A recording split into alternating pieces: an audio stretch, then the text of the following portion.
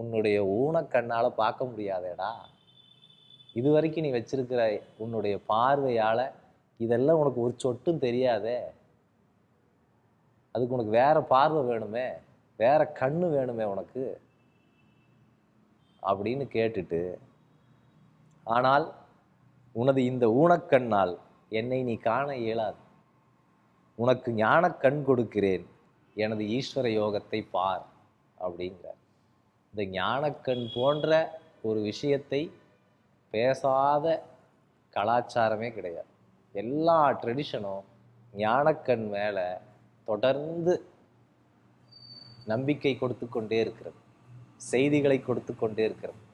ஞானக்கண் என்கின்ற ஒரு திருஷ்டி வாய்த்தாலொழிய இறைவனுடைய மேன்மையை உன்னால் உணரவோ பார்க்கவோ கேட்கவோ இயலவே இயலாது.